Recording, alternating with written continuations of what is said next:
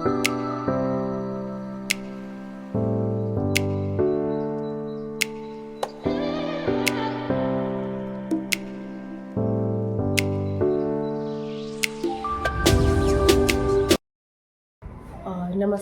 तुमचं सर्वांचं खूप मनापासून स्वागत आहे माझ्या यूट्यूब चॅनलवर.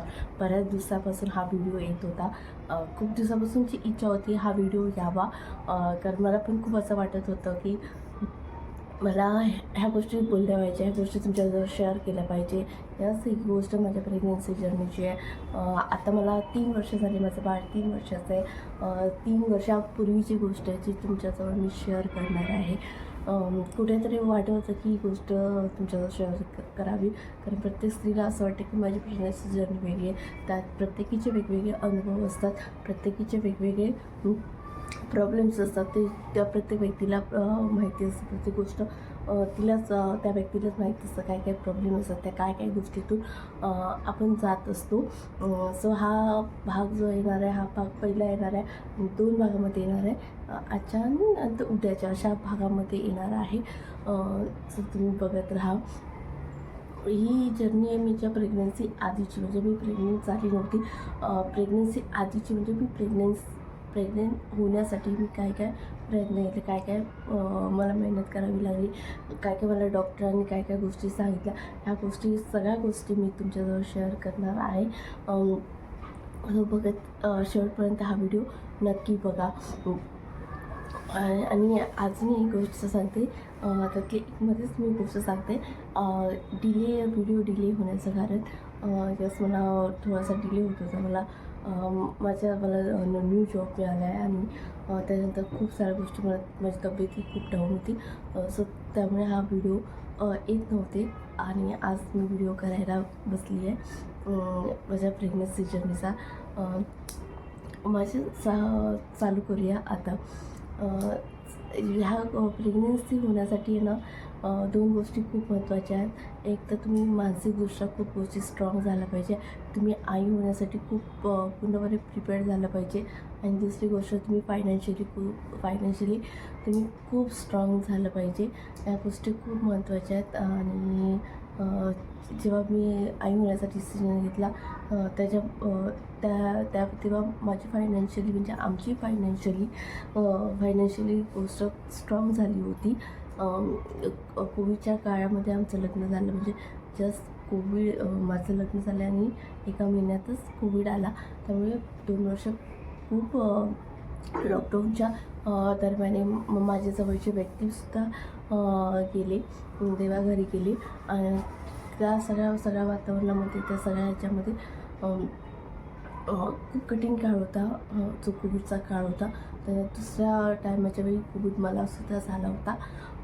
या सगळ्या गोष्टी डिले सगळ्या होत होत्या आणि त्याच्यामध्ये माझं वयसुद्धा वाढत होतं. जेव्हा मी कन्सीव्ह झाले तेव्हा माझं वय 30 होतं आहे. माझ्या लग्नाचं वय, जेव्हा मी लग्न झालं तेव्हा माझं वय 28 होतं. सो ह्या सगळ्या गोष्टी महत्त्वाच्या होत्या. जेव्हा मी विचार केला आता मला आई व्हायचं, कारण थोडं मला मनातूनही कुठेतरी वाटलं की मला आई व्हायचं आहे. तेव्हा डिसिजन घेतला, नवऱ्याला सांगितलं मला आता आई व्हायचं आहे आणि मला ह्या जॉब किंवा ह्या गोष्टी मला नाही करायच्या, कारण त्याच्या 3 महिन्या आधीपासून मी जॉब पण करत होती अंधेरीला. आणि ऑफकोर्स जेव्हा मुंबईची मुलगी जेव्हा साईड ह्या गोष्टी ट्रॅव्हल करते तर तिला नाही जमत. मलाही काही गोष्टी जमत नव्हत्या, कारण झोप कमी मिळत होती. सकाळी 4:30 वाजता की उठणं, परत रात्री 10 वाजता येणं, या गोष्टी मला नाही जमत होता. तेव्हा मी माझ्या मिस्टरांना सांगितलं की मी एका दगडावर पाय ठेवेन, मी 10 दगडावर पाय ठेवणार नाही. आणि कष्ट बोलले. आणि मला वाटतं सगळ्या गोष्टी बायकांनी किंवा कोणी एकदम थोड्या गोष्टी कष्ट बोललेल्या कधीही चांगल्या असतात. मला आता आई व्हायचं, आई होण्यासाठी आपण म्हणजे मी तयार आहे आई होण्यासाठी, जर्नीसाठी. तेव्हा आम्ही सगळ्या गोष्टी प्रयत्न केले. काही गोष्टी होत नव्हत्या तेव्हा आम्ही डॉक्टरांची मदत घेतली. डॉक्टरांची मदत घेण्यामध्ये काही भावकं नाही आहे. जर काही गोष्टी होत नसेल तर ऑफकोर्स तुम्ही डॉक्टरांची मदत घ्या. आजकाल बरेच खूप सारे उपचार आहेत, त्याच्यामध्येही खूप सारे प्रकार आहेत. नुसतं IVF नाही आहे. आधीच्या पण ज्या बेसिक ज्या प्रोसेस असतात त्याच्यामध्येही सगळ्या गोष्टी होऊ शकतात. सो माझे पण तसं झालं. आधी काही गोळ्या दिल्या पण त्यांनी काही गोष्टी होत झाल्या नाही. दुसरी जी असते डॉक्टरांची जी प्रोसेस असते त्या इंजेक्शनची समजा इंजेक्शन गोष्टी असतात किंवा त्या काही गोळ्या असतात त्या किंवा ते पूर्ण अंडर ऑब्झर्वेशन डॉक्टरांच्या मध्ये येतं. म्हणजे अंडर ऑब्झर्वेशन म्हणजे प्रत्येक वेळेला प्रत्येक सिटिंगला तुम्हाला दर आठवड्याला गोष्टीला बोलवलं जातं. ते सगळं फॉलोअप असतं, ते सगळ्या गोष्टी करायच्या असतात. त्या मला वाटतं प्रत्येक मुलीने ह्या गोष्टी केल्या पाहिजे. जेव्हा मला का होत नव्हतं मी तुम्हाला रिझन जाते की यस माझा थायरॉईड हा जेव्हा डॉक्टरांकडे गेली चेकअपसाठी तेव्हा मला कळालं की मला थायरॉईड आहे आणि तो थायरॉईड आहे ना 5वर गेला आहे. तो आधी कमी केला पाहिजे. तो कमी करण्यासाठी मला डॉक्टरांनी गोळ्या चालू केल्या. दररोज सकाळी एक गोळी मला वाटतं 0.75ची गोळी होती आणि मग थोडंसं सकाळी जेव्हा खायची स्टार्टिंगला चक्कर यायची. आताही मला चालू आहेत कंटिन्यू.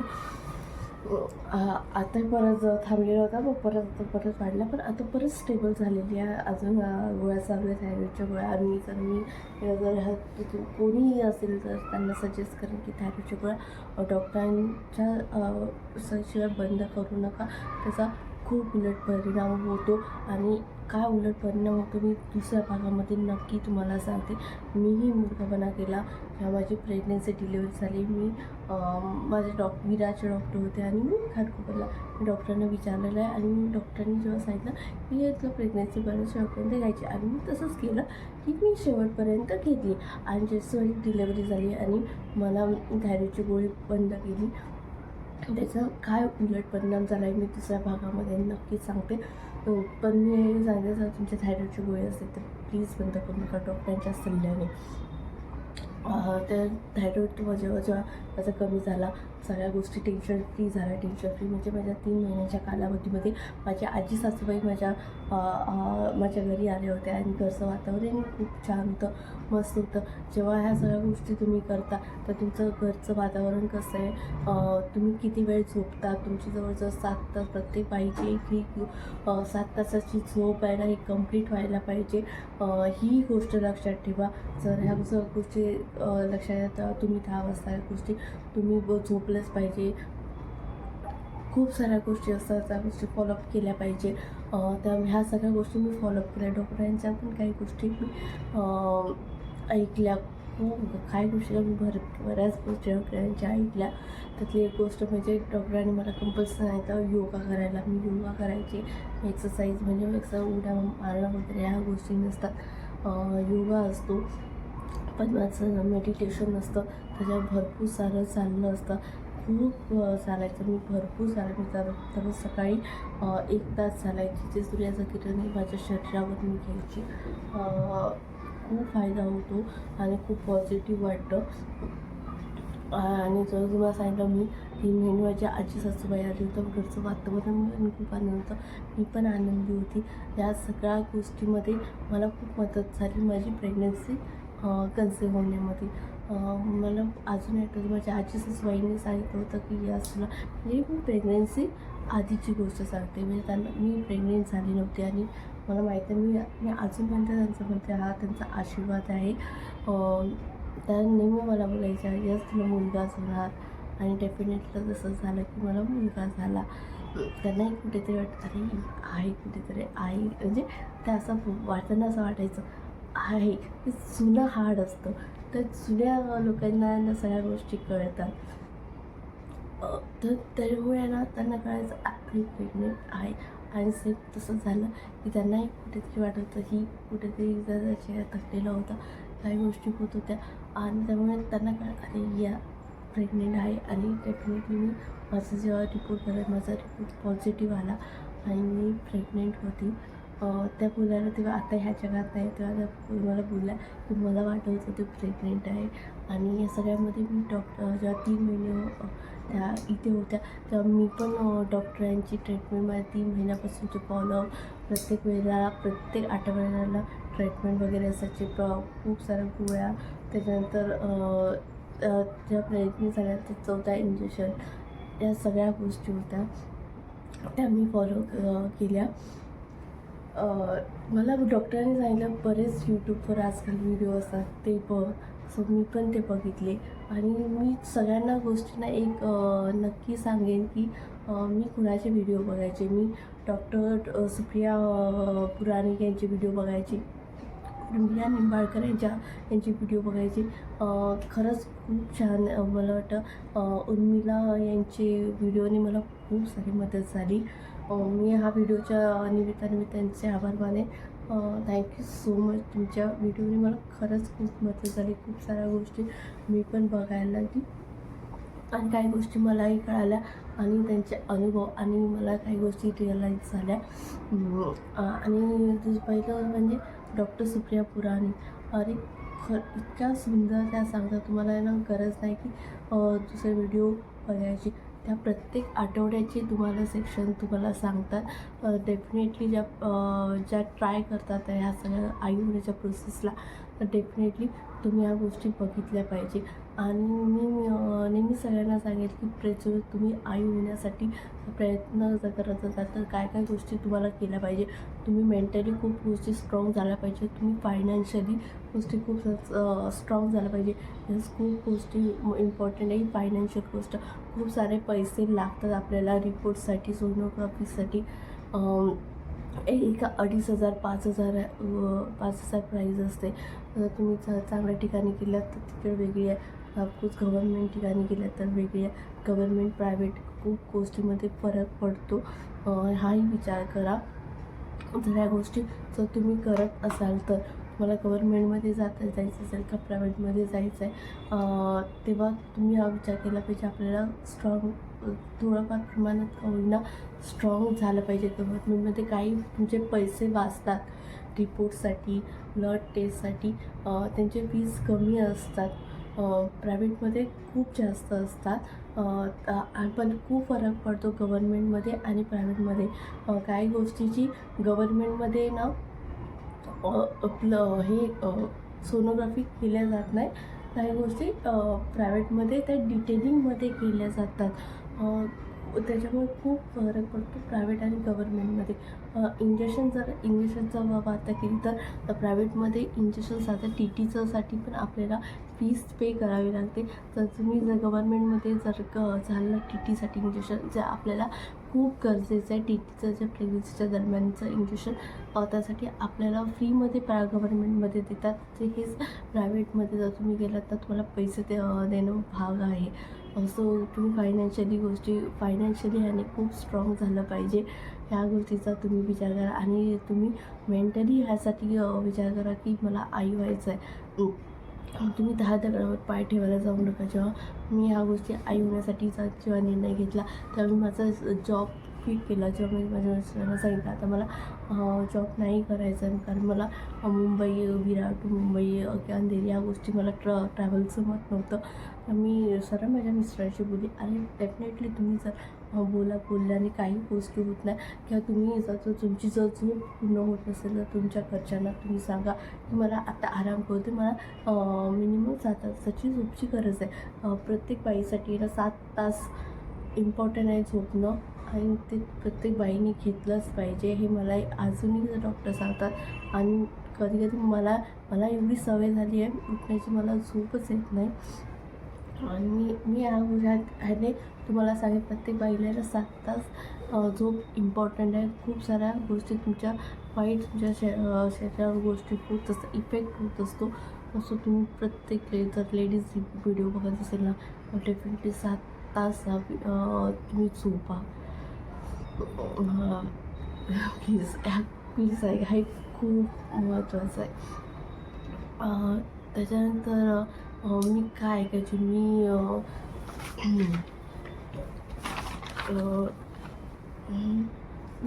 जर कोकोकोला पियायची नाही. मी अमूल जे दूध असतात, जे मिल्क असतात, मला ते प्रचंड आवडायचे आणि मी ते पूर्णपणे ह्या सगळ्या दरम्याने मी स्टॉप केलेले होते. त्याच्यानंतर मी सद्गुरू वामनरावचं खूप प्रवचन यूट्यूबवर आहे, ते तुम्ही जाऊन बघा. मी त्यांचे प्रवचन ऐकायचे. ह्या सगळ्या गोष्टी तुम्ही ऐकल्या पाहिजे. कारण ह्या सगळ्या गोष्टी जर तुम्ही ऐकता किंवा काही गोष्टी पॉझिटिव्ह ऐकता, काही गोष्टी पॉझिटिव्ह गोष्टी ऐकता, तर तुमच्या बाळामध्ये इफेक्ट होत असतं. ह्या गोष्टीला मला मला नेहमी वाटतं की ह्या सगळ्या गोष्टी आधीपासून स्टार्ट केल्या पाहिजे. ह्या गोष्टी मी थोड्याशा आधीपासून स्टार्ट नाही केल्या, त्याची कुठेतरी करते. मी ह्या सगळ्या जे प्रेग्नेंट होणार आहे तर त्यासाठी विचार करतात आहे. मला वाटतं ह्या सगळ्या गोष्टी त्यांनी 6 महिन्यापासून प्रिपेअर्ड झाला पाहिजे. 6 महिन्यापासून या सगळ्या गोष्टी व्हिडिओ बघितले पाहिजे. ह्या सगळ्या प्रवचन, गर्भसंस्कार ह्या सगळ्या गोष्टी ऐकल्या पाहिजे. सगळ्या गोष्टी बघितल्या पाहिजे. खूप सारे आजकाल ऑनलाईन क्लासेस आहेत गर्भसंस्काराचे, ते गोष्ट तुम्ही अटेंड करू शकता. ह्यासाठी व्यायामचे क्लासेस आहेत, ते तुम्ही जॉईन करू शकता. तर डेफिनेटली खूप सारा फरक पडतो. मला डॉक्टरांनी सजेस्ट केलेलं आहे की एक्सरसाइज आणि प्रेग्नन्सी आधीचा एक्सरसाइज करायला, एक्सरसाइज म्हणजे उड्या नाही, योगा करायला सांगितलेला. मी भरपूर वॉक करायची, मी 1-1 तास राऊंड मारायची. सूर्याचं कोवळं ऊन माझ्या अंगावर, शरीरावर घ्यायची. त्याच्यानंतर मला बऱ्याच गोळ्या दिल्या होत्या. मला माझे गर्भ थोडासा वाढ होत नव्हती, तर माझी गर्भ वाढण्यासाठी अशा गोळ्या दिल्या जातात किंवा त्या अंड पडू नये यासाठीच्या गोळ्या दिल्या जातात. तर ते मला गोळ्या दिल्या, त्या रेग्युलरली खायच्या. डॉक्टरांनी दिलेल्या गोळ्या असतात त्या डेफिनेटली तुम्ही खावा. जेव्हा तुम्ही खूप जणांना काही जण फॉलिक ॲसिड गोळ्या खात नाही, प्लीज ही चूक करू नका. फॉलिक ॲसिड ह्या गोळ्या खावा. डॉक्टर ज्या गोळ्या देतं ते डेफिनेटली खावा. गव्हर्नमेंट मूर्ख नाही आहे, तर तुम्हाला फ्रीमध्ये गोळ्या, तर तुम्ही गव्हर्नमेंटमध्ये जाल ना, फॉलिक ॲसिडच्या फ्रीमध्ये गोळ्या दिल्या जातात. सो त्या गोष्टी खूप महत्त्वाच्या आहेत. बेसिक छोट्या गोष्टी असतात त्या तुम्हाला फक्त घ्यायच्या असतात. त्या गोष्टी तुम्ही नक्की डेफिनेटली या. जेव्हा मी प्रेग्नेंट झाले तर माझा थायरॉईडसुद्धा कमी झाला. आता मला वाटतं 3 का 2 गेला होता. आता 3 वर्ष झाली आहेत, पण खूप साऱ्या गोष्टी इफेक्ट करतात. 3 वर्ष झाली आहेत. ह्या 3 वर्षा आधीची गोष्ट आहे. तेव्हा यूट्यूबमध्ये पण खूप साऱ्या गोष्टी आहेत, त्यामुळे मी यूट्यूबवर उर्मिला त्यांचे व्हिडिओ बघायची. खूप सुंदर सांगतात, डिटेलिंगमध्ये सांगतात. जर तुम्ही ह्या गोष्टी ऐकत असेल आणि हा विचार करत असेल तर मी सगळ्यांना सांगेन की उर्मिला निंबाळकरांचे व्हिडिओ बघा. मी हनुमान चालीसा ऐकायची, खूप मस्त आहे. कधी काही जणांना खूप कंटाळा वाटत असेल, पण नाही, हनुमान चालीसा ऐका. खूप फरक काय गोष्टीचा पडतो. बऱ्याच गोष्टी मी तुम्हाला आधी सांगितलं की तुम्ही फायनान्शियली स्ट्रॉंग झाला पाहिजे. यस, जेव्हा मी माझं बजेट काढलं किंवा माझं सगळ्या गोष्टीचं कॅल्क्युलेट केलं की मला 3 महिने मला खर्च व्हायला लागले, तेव्हापर्यंत माझा खर्च जवळजवळ 20,000 होता. तेव्हा आमची कंडिशन काही एवढी स्ट्रॉंग नव्हती. जस्ट माझ्या नवऱ्याचं, आम्ही कोविडच्या टाईमला माझं लग्न झालं आणि त्या टायमाला जर तुम्ही बघाल तर माझ्या मिस्टरांना हाफ पेमेंट होता आणि बाकी सगळा पगार EMIमध्ये जायचा. त्यामुळे आमची फायनान्शियल कंडिशन स्ट्रॉंग नव्हती. जेव्हा मी आई होण्याचा निर्णय घेतला तेव्हा आमची फायनान्शियली स्ट्रॉंग झाली. त्यांना पूर्ण पेमेंट यायला लागला, तरच ह्या गोष्टीचा विचार करायला लागली आई होण्यासाठी. पण तरी पण ह्या गोष्टी, घर, ह्या सगळ्या गोष्टी त्यांनाही खूप अवघड जायचं. जवळजवळ मी कॅल्क्युलेट केला, जवळजवळ माझा खर्च हा 20,000 गेला. म्हणजे माझी प्रेग्नेंट मी जेव्हा झाली नव्हती, या सगळ्या ट्रीटमेंटचा ह्याच्याहून जास्त ट्रीटमेंट IVF वगैरे या गोष्टीसाठी लागतात. खूप काही जणांची आधी पण ऑपरेशन होतात. तर सगळ्यात अजूनही जास्त खर्च येतो. पण तुझी मला माहिती आहे, मला आजीचा आशीर्वाद, मला पटकन सगळ्या गोष्टी झाल्या. कारण कुठेतरी मला खूप टेन्शन आलं, आता आपला खर्च वाढतोय. देवाने माझं ऐकलं आणि यस, आई झाली. मी प्रेग्नेंट झाली. खूप जेव्हा मला कळालं की मी प्रेग्नेंट आहे, तर खरंच खूप प्रचंड आनंद झाला. सॉरी मध्येच कोणतरी आलं होतं. सो व्हिडिओ कंटिन्यू करूया. हा सगळा मी कंटिन्यू करूया. हा सगळ्यामध्ये मी तुम्हाला सांगेन की तुम्ही फायनान्शियली, म्हणून मी तुम्हाला सांगते की फायनान्शियली तुम्ही खूप इम्पॉर्टंट आहात. फायनान्शियली खूप स्ट्रॉंग होणं खूप महत्त्वाचं आहे. कारण हा फक्त माझा 20,000 फक्त मैत्रिणीचं, आणि त्याच्यानंतरचा मी बजेट तुम्हाला दुसऱ्या भागामध्ये डेफिनेटली सांगेन. किती आत्तापर्यंत माझ्या या म्हणजे फर्स्ट प्रेग्नन्सी माझा किती खर्च झाला तेही मी तुम्हाला सांगेन. डेफिनेटली तुम्ही बघा माझ्या नेक्स्ट व्हिडिओमध्ये दुसऱ्या भागामध्ये.